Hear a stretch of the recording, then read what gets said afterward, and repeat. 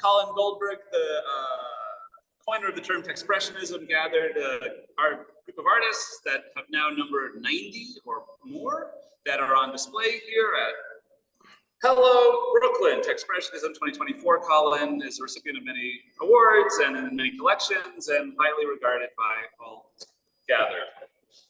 Keep going on, right? Colin's going to talk about the history of Techspressionism and how we arrived here.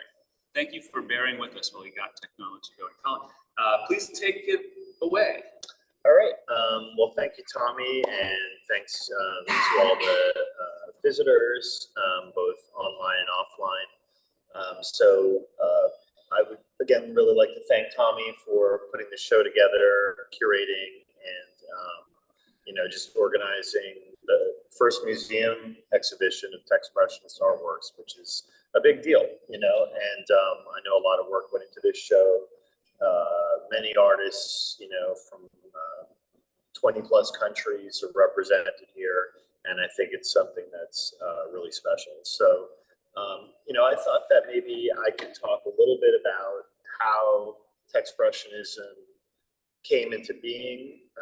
Basically, it started out sort of just as a title for a solo exhibition. I did a show in 2011, which was at a little pop-up space, and I needed a title for the show, and I don't know where exactly it came from, other than I've always had a strong interest in abstract expressionist painting.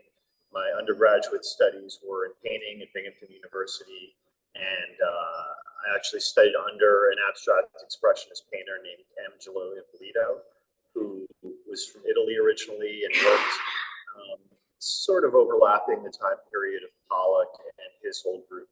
Ippolito was more of a second generation abstract expressionist, and actually his son, John Ippolito, has been involved in curating new media work for some time now. He actually curated a show called Mediascape, which was at the Guggenheim Soho, probably around 1999, and that exhibition was one that really left a big impression on me. So it's kind of interesting, serendipitous, how he's the son of my professor, and Angelo Ippolito was really the person responsible for getting me interested in abstraction. And again, I started as a painter, and then I moved to New York City in 1994 when I graduated from college and got involved in the web. And I moved originally to Williamsburg, Brooklyn, got a job in the East Village working, doing CD-ROM development, and the owner of the shop, which was a 3 or 4 man shop at the time, said there's a new way to distribute multimedia globally. It's called the World Wide Web. We need to get in on it. And, I've been involved in online development since then as sort of a parallel and corollary to my own work. So fast forward, to say 2005 or so, I started, well, actually around the time period I started getting involved in doing web work, I started this series of digital drawings, which one of which is in this exhibition, work called Circuit, that was actually drawn when I was living in the East Village on Avenue A back in 1999. And the piece has evolved since then. I've animated it, minted it as an NFT, and now it's been fabricated as a digital monoprint on vinyl, which has an augmented reality component to it. So all of this is kind of leading up to basically this idea of Techspressionism, where part of the inspiration for it was that I went back to school. I did my MFA in computer art at Bowling Green State University, where I met Patrick Lichty, who's one of the other artists that was involved in the establishment of the artist group. And I noticed that at the time, the graduate program was called computer art, and the undergraduate program had been renamed digital art. But what I found was the majority of the students at that time in that program really had very little interest in showing work that was personal in, say, a gallery type setting. It was really about getting involved in industry, working towards a career in with an outfit like Pixar or Electronic Arts, game development, commercial animation, and so forth. So I always struggled with the idea of what to call my work. I consider myself a painter primarily. I still do to some degree. And I had a really hard time calling my work digital art. And on the flip side, you know, galleries that exhibited paintings tended to thumb their nose at something that the word computer was attached to, at least at that time period. I received a lot of resistance. And so, you know, this idea of Techspressionism just seemed right to me. And I used the term for some time. That first show in 2011, I had the good fortune of having the forward for the catalog for the exhibition written by an art historian named Helen Harrison, who at the time was the director of the Pollock-Krasner House and Study Center in East Hampton, New York, which was the former house and studio of the abstract expressionist painters Jackson Pollock and his wife Lee Krasner, who went on to found the Pollock-Krasner Foundation after Pollock's death. And she has been group advisor since it formulated as an artist group in 2020. She's also been instrumental in the definition of the term, which initially, when I put the show together, Techspressionism, I thought of it as the intersection of technology and abstraction. And then around 2014, there was another exhibition that was a solo show, and I wrote this document, the Techspressionist Manifesto, which was at that time basically tongue-in-cheek.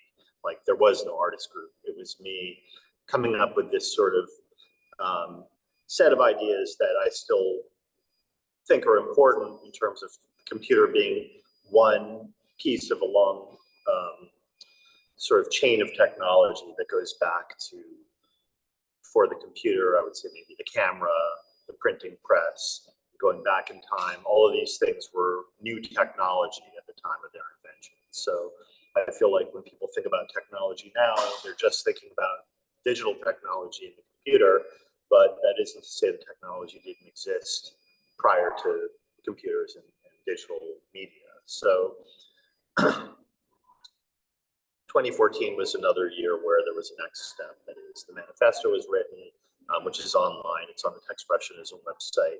There's a new iteration, multiple new iterations that other artists in the group have contributed to. And at that time also, the definition kind of evolved to become an amalgamation of the idea of expressionism and technology. So the next sort of iteration of the definition was an artistic style in which technology is utilized as a means to express emotional experience rather than impressions of the outside world. Now, when the group formulated, we had our first salon in 2020, I believe in September of 2020, and it was myself, Patrick Lichty, who's a graduate colleague of mine in the MFA computer art program at Bowling Green, the artist Steve Miller, who I worked for as a studio assistant out in the East End of Long Island, and have known for 30 plus years. He was one of the people that I consider, I think of him almost as the godfather of Techspressionism, in that when I worked for him as an undergrad, he was doing large screen prints, utilizing MRIs, CAT scans, X-rays, and incorporating technological imagery into his work. He also introduced me to some sort of philosophical underpinnings of what Techspressionism is about. There's an art critic named Pierre Restany, French art critic, who wrote about this idea of the new realism or nouveau technology, which is a predecessor to this sort of line of thinking. And so is, you know, myself, Patrick, Steve, Oz Van Rosen, and Helen Harrison. And the way that that came about was shortly prior to that, I did a Google search for Techspressionism. And up until that point, it was a term that I just used to describe my own work. And I saw that there was an artist named Oz Van Rosen, who's in this exhibition, who had independently used the term Techspressionism in an interview in an online magazine called Beyond Photography. And I thought, wow, this is pretty remarkable. You know, someone else is identifying as a Techspressionist, and you know, other people in my life had sort of said, well, you know, she stole your idea, this and that, and I looked at it in a completely opposite way. In that, you know, I was inspired to reach out to her and see if she was interested in formulating an artist group around this idea.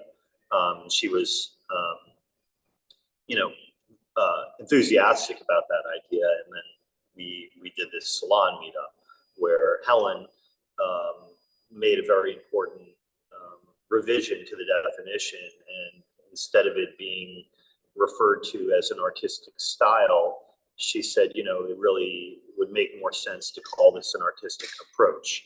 And all of a sudden, I feel like that made a huge difference in what this, you know, whole idea is about. In that, you know, it's not a bunch of work that looks the same in the way that you might think of surrealism and Salvador Dali, Magritte, you know, De Chirico. They all have some aesthetic and stylistic similarities. Expressionism might be slightly different in that there are figurative expressionists, German expressionists, and then moving into abstract expressionists, neo-expressionists. So that's a little bit more like an approach. And that's where Techspressionism has grown out of, is this idea of an approach and building off of the expressionist ideas of the past. So Patrick Lichty actually proposed the idea of Techspressionism being thought of as a fourth wave of expressionism. That is, first wave would be figurative expressionism, German expressionists of the 1930s. Like there are two artist groups in particular, De Brucke and De Blaureiter. Kandinsky was involved, and I believe De Blaureiter, and there was a bunch of other German expressionists that worked under this name. I recently saw a really good exhibition of Edvard Munch's work at Clark Institute up in Williamstown, Massachusetts, and in that, the materials for that show, they talked about how the term expressionism was invented by a dealer of his that wanted to differentiate him and his work. He's known for the Scream, that's probably his most famous painting, to differentiate him from the Impressionists, and that his work came from within, not trying to show the outside world in some sort of stylized way.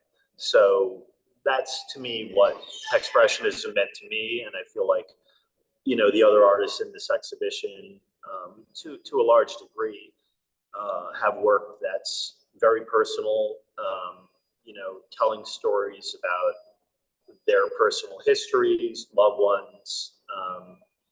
You know, I think that's a common thread, and the group has grown, you know, since that initial meeting in 2020. We're now on, I believe, coming up on our 87th salon.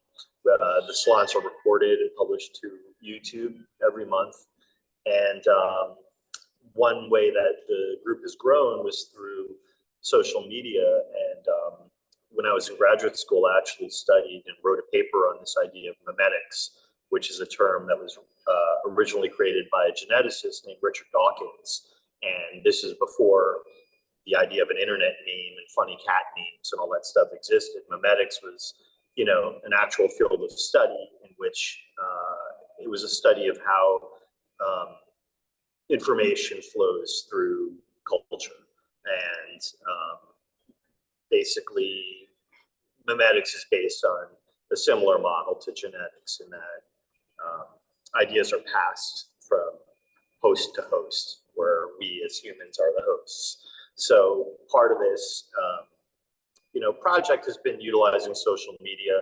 The hashtag Techspressionism was something that I tagged other artists' work with, which is how the artist index was formulated. Now there's a little over 350 artists, I think, in the artist index from over 45 countries, and the hashtag has been used somewhere over 77,000 times at this point on Instagram. I think there's 77,000 plus posts at this time using the hashtag, and that's just kind of going on its own. So I think that people are self-identifying with this term, which I think is really important. It's a distinction from the way that the art world and specifically art movements generally have been thought about, in that a lot of times it's something that's decided on or defined by an external participant, like a critic, say Clement Greenberg, Rosenberg.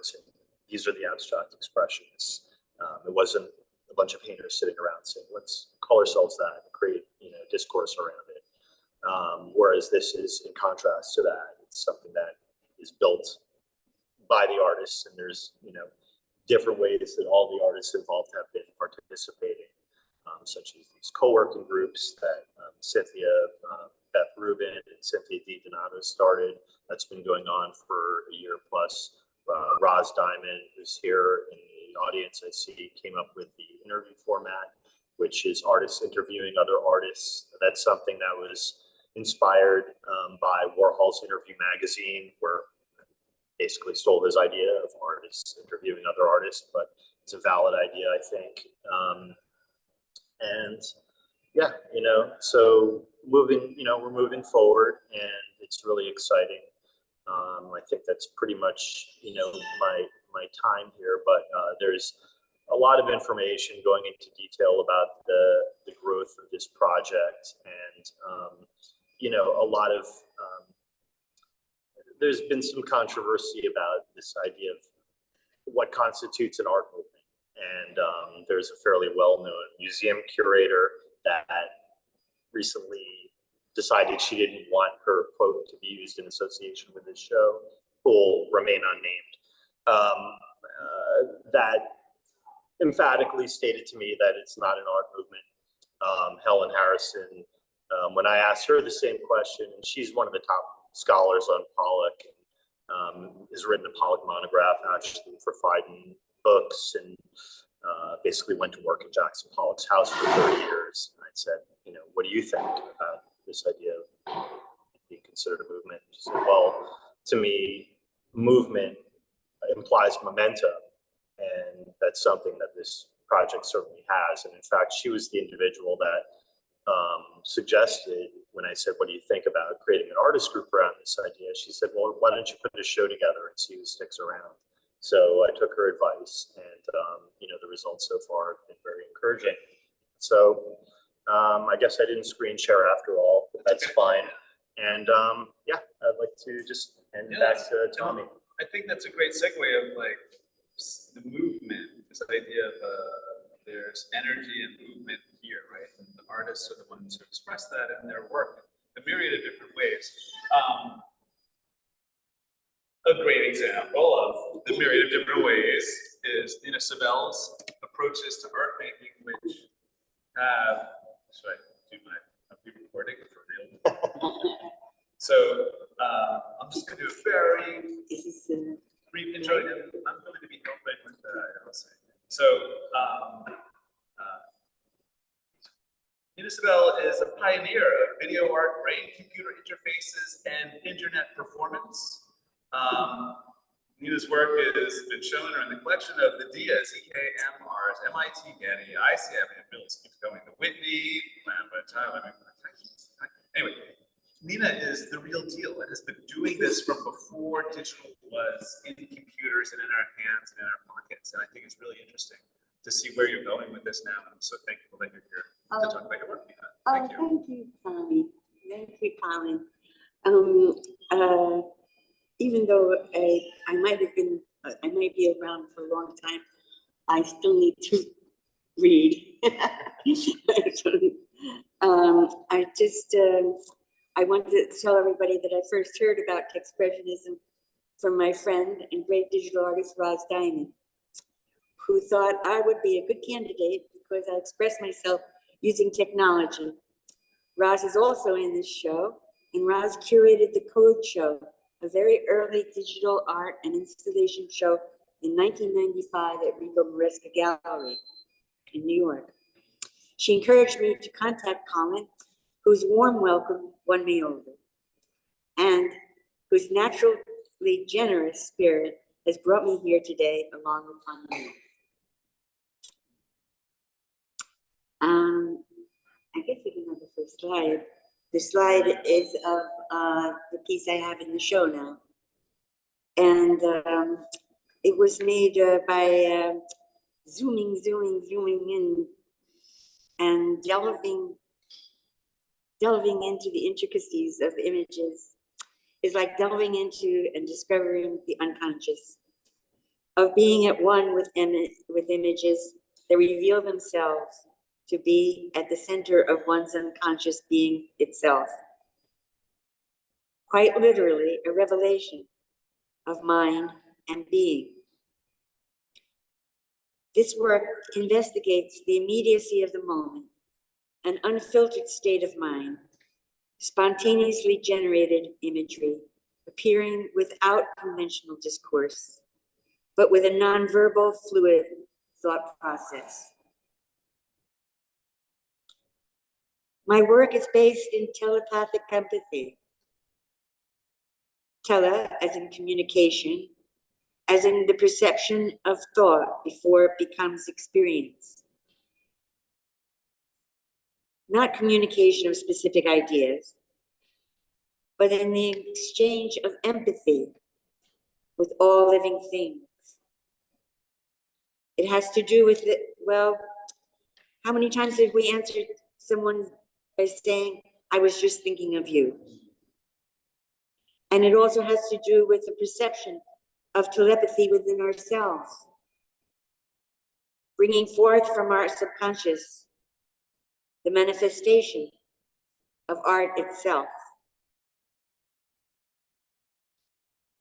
I use the camera like a microscope, focusing in as far as possible to make visible the invisible, revealing a reality within, likening the process of searching into our mind as into the subconscious realm of our creative process.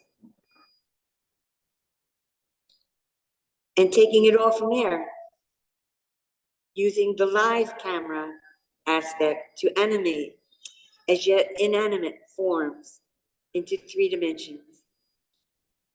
Observing a layering process that is a technically innate tool of the phone itself. No Photoshop here. No making it into something other than itself in its deepest core.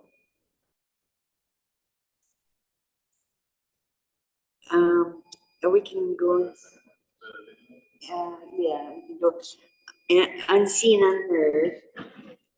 Tom is going to be putting on a link to Unseen, Unheard, which is Anne McCoy's favorite.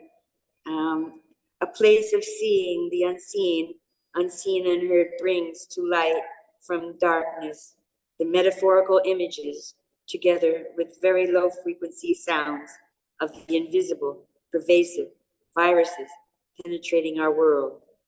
By exposing pictures of the void, the sequence forms emerge, sweeping the earth, unfolding up to the sky and beyond, into spatial trajectories, returning to earth, reuniting with humans in hybrid forms.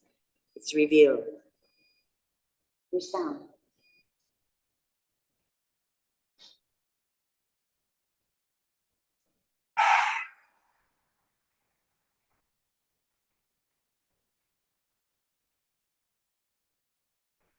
It's very low frequencies sound.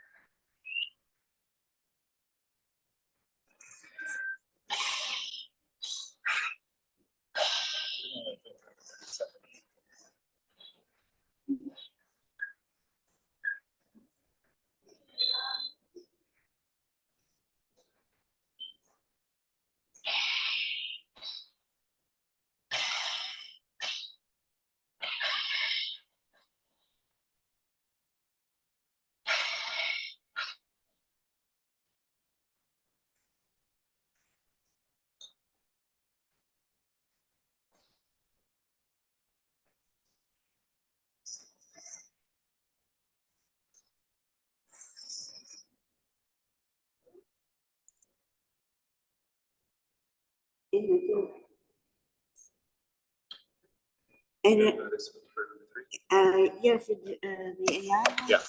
And it just occurred to me that since we're talking about being at peace and communicating and being in nonverbal empathy with all living things, I worked on for the last couple of years an AI film with the prompt "Humans Evolving into Animals," and this is it Sorry. coming up. Do a little more stuff. Sorry. Describe it for a little bit longer. It changes. Here we go. Okay. Sorry about that. Your sound here too, right? There we go. Right. Sound. Oh, wait. Oh.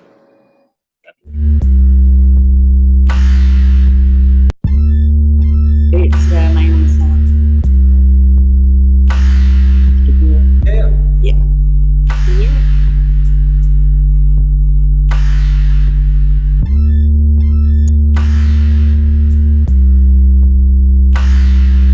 Because basically, I think animals have it all over us. They stop their verbal babble a long time ago in evolution, and they're clearly able to communicate telepathically and empathetically across the board with us and with all living things themselves. They communicate.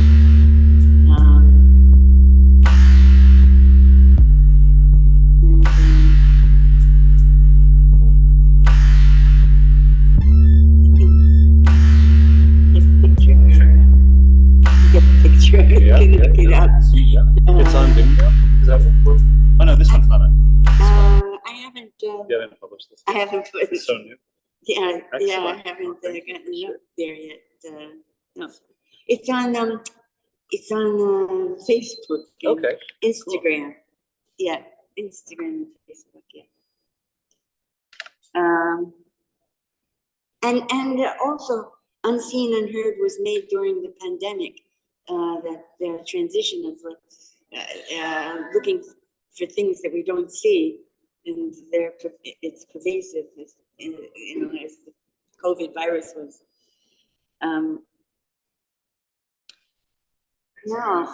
Now, I just came back a couple of nights ago. It seems like yesterday, but it was about 4 nights ago from Luxembourg. I was in a show. I am in a show that's at the Luxembourg Museum of Art, Modern Art, and it's going to be traveling to the Kunsthalle in Vienna in February, and it's called Radical Software: Women, Art, and Computing, 1960 to 1991, and Beryl Korat and Ira Schneider, Phyllis Kashani made that turn, and it's based on an issue, a journal issue. Excuse me. It came out in 1970, and in that I have brainwave drawings. Oh, this is good. The image on the left is of two electroencephalographs that show there's a circle around where both people are emitting the same brainwave at exactly the same time. And the bottom graph shows how they could be, they were emitting the same brainwave at the same time, but one veered off, the other one followed. Then they were both putting out the same brainwave at the same time, and the other one veered off, and the other one followed. And you can see that in the graph. And the one next to it is sorry. Well, we'll go over to the third one, because that shows the oscilloscope of this one. This shows the oscilloscope pattern, in the top middle. In the top middle, there's a circle, an almost perfect circle. Yeah, and which one are they looking at? I think this is. Okay. Okay. So that circle shows that both people are emitting the same brainwave at exactly the same time.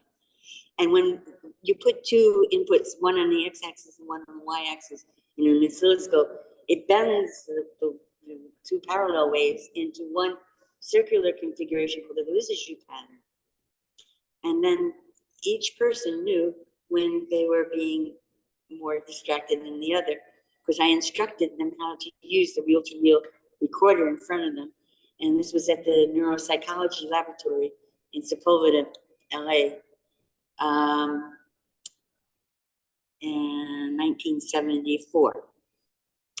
And going back to the left, well, to the right, before, and it was important for me to have the physical and the mental portrait, not to just look at a squiggly line, but to have identity, to know that there was two of you, and that this is the communication of both of your brainwaves.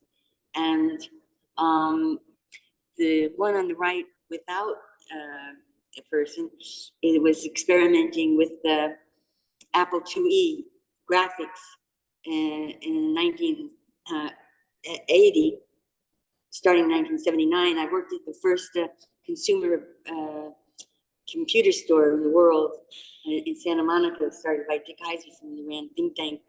And I met Chris Matthews, with whom I collaborated on these first animations. And then to the left, yeah, there is different graphics that show the same thing when we're putting out the same brainwave at the same time, and made it into a game. And on the far right are just some pictures of me, actually, at the Contemporary Arts Museum. The one below is an oscilloscope that was lent to us by NASA. And then in the front, a considerably smaller EEG machine, already 1 year later, from the one at the neuropsychology lab, where we put it through a PDP 10 Digital Equipment Corporation PDP 12 lab computer. And now I'm working on a new EEG piece called Gamma Time. And Gamma Time is based on the fact that if you, that's we're working together with Lucinda Jacobson. So, yeah, hi, Lucinda. It's less than that, I think. And it's just her looking at, yeah. That's it. She's the sweetest. And I gave a lecture at Sarah Lawrence College and about this work, about proposing to do this work. And she came up after and wanted to be an intern with me. And she started in last May and is still interning with me. And we're working on it together with Ed Bear, engineer extraordinaire, an artist. And this is my studio. And those are the 3 of the 4 headsets that he got. He got 4 EEG headsets and headphones. And if the point is, if you look at 40 hertz gamma light and you listen to 40 hertz gamma binaural beats, it stimulates the cerebrospinal fluid that and pushes it up to your brain and washes it of plaque, amyloid and tau plaque. And what that does is prevent and stops dementia and Alzheimer's. And it encourages, it stimulates higher cognition and concentration and creativity itself. So, so what I said to Mike Trivich, my original collaborator who worked with me on the oscilloscope at the Spalter Veterans Administration Hospital in California in 1973, he wrote to me about this. And I said, but Mike, how does one know when one is emitting 40 hertz gamma? And he says, I don't know. And I said, well, we'll have to do something like that. He said, well, you have to do it with somebody else. I'm finished. So I met through Scott Kiernan, Ed Baer, who is a wonderful engineer. And here he is working, and Linda and Lucinda, excuse me, Lucinda are working, we are working together on this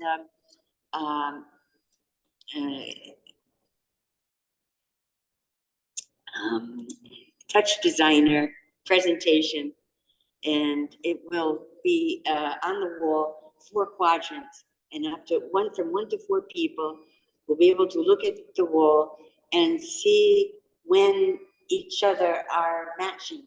When we are matching our brainwaves, we'll be able to see when our brainwaves are matching.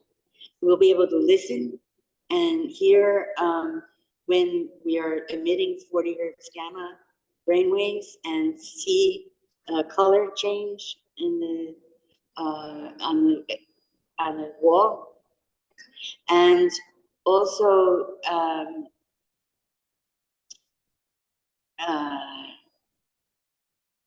yeah, I wanted to say binaural beats is the idea of putting like 80 hertz in one ear and 120 hertz in the other ear, and 40 hertz occurs in the center. There's a third note, which is the binaural beats, and it connects to the pineal gland, and in your third eye, and your cerebral is cortex. I need it. That's why I'm doing it. On that note, yeah, there's that. Yeah, he was just over yesterday. This is using track. Yes, and he's the yellow, but it's gotten to be much more involved and much more detailed and informative.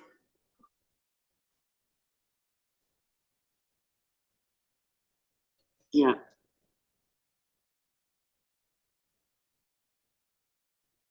Yeah.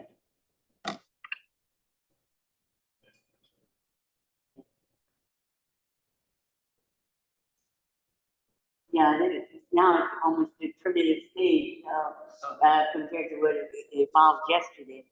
But So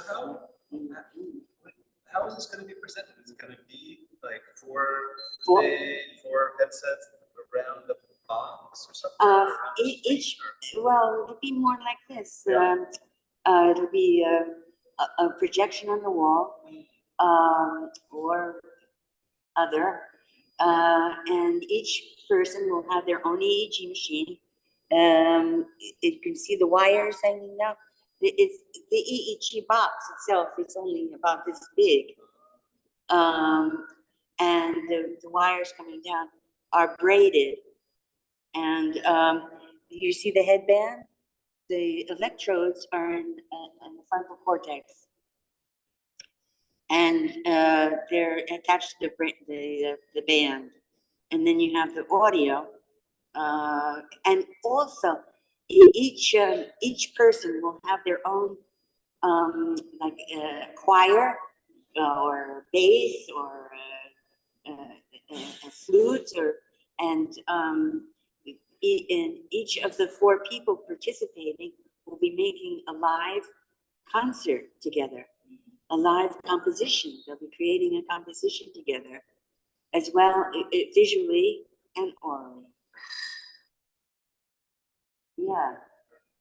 And at the same time, peaking these tones of 40 hertz gamma sporadically here and there as they occur. Yeah. I don't know if you can see. Did you lecture about this at UCLA? No. I showed Unseen Unheard at DESMA, but not the piece that I'm working on now. And the brainwave piece that's at the museum in Luxembourg at UCLA. Yeah. Is that one of the questions? Yeah. But not gamma time. Some people online, feel free to submit questions in the chat to our 2 artists talking today, Colin Goldberg and Sobell, and people in person. Any questions popping to mind, ideas, wondering about frequencies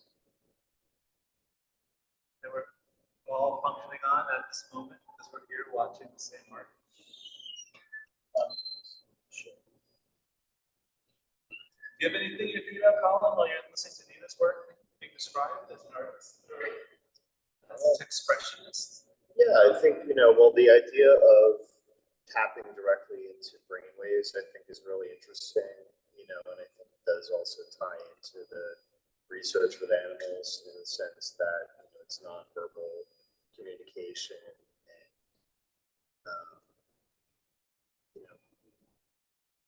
it's a way of looking at this sort of very visceral component.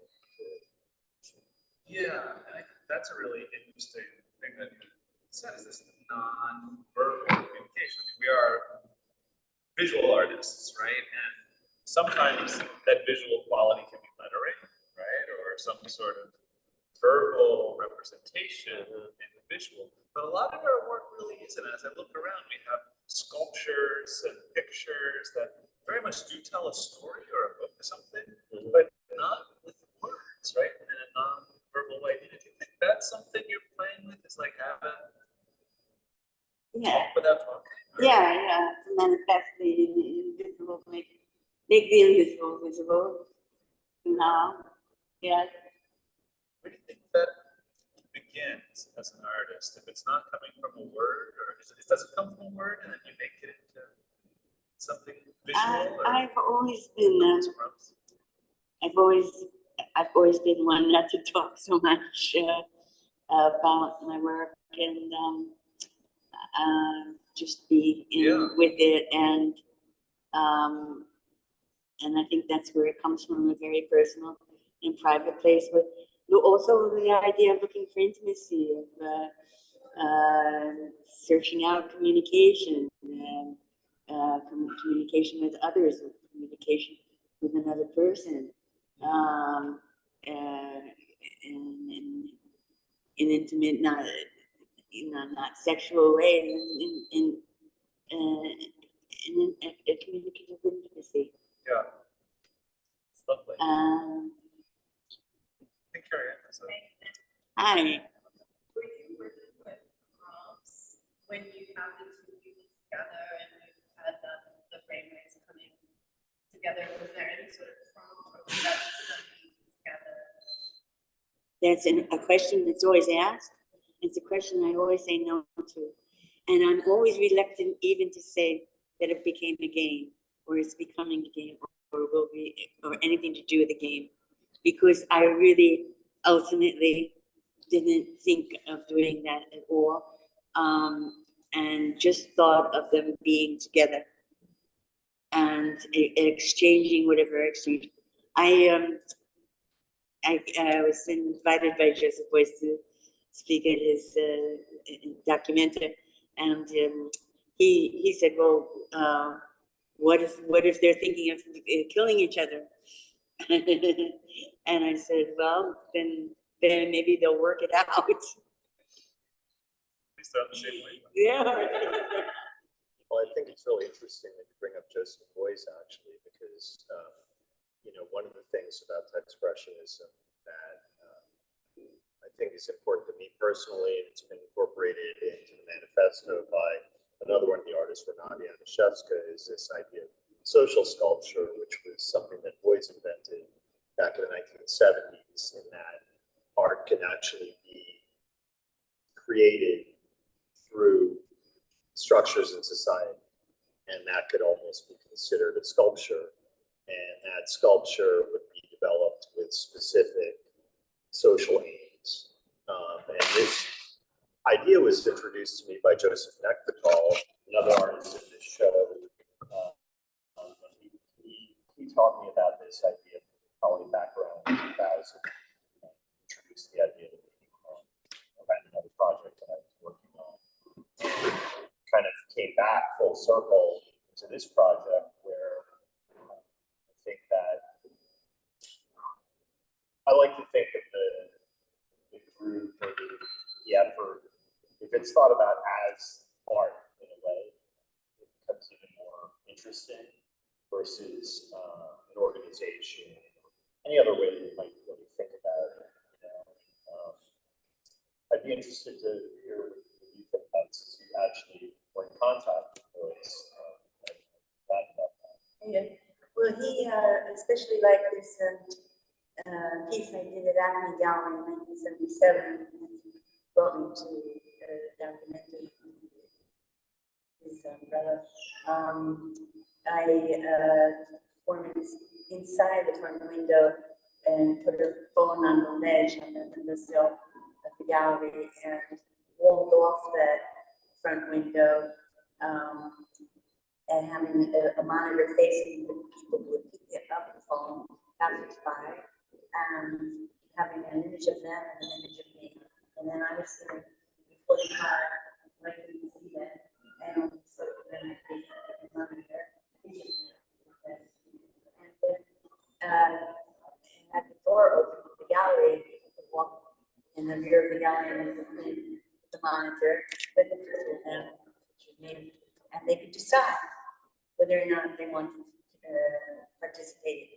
And he liked the idea that I extended the gallery to the street, to the passers-by, because meter maids would come by, and other people would come by, and they thought that it was, you know, it was 1977. They thought they were selling television. They thought it was a television store, and that's what attracted me to the whole. It's really kind of an interesting metaphor in that now here we are with windows open to the rest of the world in this discourse, right? So This is what we're doing in kind of extraordinary way. We turn away from each other and talk to each other on a computer. You know, I feel like it's funny how light catches up with artists. Sorry, that could be no, that just, you know, it's for that thought. And, yeah, it really is interesting. Life can imitate art, our circular. Speaking of circular, I would say the only piece. Can you hear us? Do you hear we us? need to yell the microphone. It's pretty inarticulate because no one's speaking into a mic. It's very difficult. Yeah. Your mic, maybe. Okay, let's turn on your mic, and I'll turn off this one. Okay, how about now? Better. Better. See when. Yeah. Ross? Okay. Better. Cool. Thank you about that. Sorry. So we were just getting into all sorts of anticipatory televideo communications that Nina was working on in 1977. Another question that Adrienne Porcel had for you, Nina, is, did I understand Nina correctly, and that the process can dissolve the non-pathological plaque that it forms in the brain as we age? These gamma waves that you're talking about? Not sure what that means. It stimulates the cerebrospinal fluid that is manufactured in your spine that goes up to your brain, that washes your brain of amyloid and tau plaque that causes dementia and Alzheimer's, and also influences and stimulates creativity and concentration. And Very cool. yeah. And higher cognition. Yeah, so it's nothing to do with pathological, no. And as far as the UCLA goes, there was only one piece, the Unseen Unheard. I played it for UCLA. Otherwise, everything was new. Or no, the brainwave, of course. No, sorry, brainwave drawings played at UCLA. Yeah. I love the idea that you could create a circle with your mind with somebody else by finding that resonant XY sort of frequency match. And I am thinking about like Etch-a-Sketch in a funny way, where you only have one dial up and down and you can play with somebody else. It's really hard to draw a circle with another person in Etch-a-Sketch. And that's kind of how I'm imagining, you really got to concentrate and get your brain waves somehow into this state. Have you done that? Have you been I was doing the brain? I was the first one with my ex-husband Harry Kiparaka, the Kipper kids. And how does it make you feel when you're doing that? it's in fact the picture that's shown is of us. I just wanted to make sure that I answered Adrian's question properly. Did I get it, Adrian? Yeah, pretty much. I wondered, I mean, it sounds so marvelous. I absolutely want to volunteer, but it was not the non. So I think we could take another question or two and then call it a day. We're gonna have a party here where we take stuff down, people. The show's closing. Any last questions? I think we got to spin the other one. Oh, That's our pin one. wrong device? They get the microphone all Is it around. the iPad? Yeah, the iPad I think is ours. You want They take to walk a tour? So Colin's going to take us on a tour around the show here very quickly. Hello, we're up front. Hello to our lovely audience. In front of Clive Holden's piece, we're walking past Carrie Ann's wonderful Tomatillo, and we are, yeah. Hello, audience again. Hello, Clive Holden's piece. Hello, boy, we're moving fast here. That looks like Davo and Michael Pierre Price and Renata's and Colin's work. And boy, we got a lot of work. I can't even narrate it all. Move your thumb a little, Colin. You're blocking the lens a little. Perfect. Thank you. That's Nina's piece right here in the show that we were just looking at. Right there it is on screen on the pedestal. And behind that is Joseph Nekvital, who you mentioned. Here's more of Clive's work. And that's off right now. Sorry. Not sure why. Looks like we have Roz's work, brightly illuminated, rear lit. We got Deanne Stein, Hasselhoff, and we got a big Sung Jin Lee piece. Carrie Ann, you got another piece back there. And there's Joey. Wait, there's Lovid. Go around the other side. Oh, we got some nice pieces there. Colin, just keep walking around. I'm not going to narrate everything. Thank you. Patrick Lichty there, his 3D print with Najin Esteban, and Steve Miller's next to them too, showing another tree-like iconography representing things. We move on to our environmental pieces over there. Boy, that's a big piece that Clive Holden made, isn't it? And then we have Digiana stuff coming around the corner here, right? We have our local Digiana group, Andrea De Felice, and that pump will start running in a little bit as soon as you walk away. And here we have Tape Glitch and Mike Romeo and myself and Sue Beyer and Roman Kolonowski and Momo. And after a month, I guess I've gotten all 90 artists down. And we have Wamu coming around the back. And thank you, Colin, for pulling us a full last tour here. I appreciate it. Hey, I just wanted to say, Adrian, if you're still there, I just read your question and the answer is yes. Yes. The answer Well, is yes. The answer is I yes. volunteer for, We can dissolve the non-pathological. yeah, that's what I fluid. thought. Yes. Great. I- Let's hit those yeah. wavelengths. Yes, yes, yes. I didn't quite catch it at first, Adrian. I'm sorry. No, it's okay. Well, thank you everybody so much for logging in and coming in person. Really much appreciated. It really, the point of all of this is to share, right? And communicate these interesting ideas and vibrate on that same frequency a little bit, right? Whether it's Tommy, visually can or I say one non-visually, thing? verbally or non-verbally. Are we, Well, it's or been is a really fun show. Okay, so never thank mind. you, Colin, for getting this thing going, and Nina for coming. Yeah. Today. Contributing your wonderful work, and Thank you, Carrie Ann guys. and Joey for contributing your wonderful work and participating. So Everyone watching, Everybody in the watching out there. audience, I just wanted to invite you all to join us in our monthly salons, which are held on the first Thursday of every month at noon Eastern time. And we have one coming up on, I believe, October 3rd, is it? And that's going to be around an upcoming exhibition with Mauna, which is the Museum of Wild and Newfangled Art. And we have the founders of Mauna here. Say hello. So it's Carrie Ann Shimsham and Joey Zaza, who are going to be moderating the upcoming salon and curating Wild and Newfangled Techspressionism, which will be an on-chain, primarily on-chain exhibition that will be the next show. Community involved. So yeah, it's exciting. Yes. all right, well, I think with that, we're going to sign out. Thank you, everybody. Once again, round of applause for all the participants and great questions.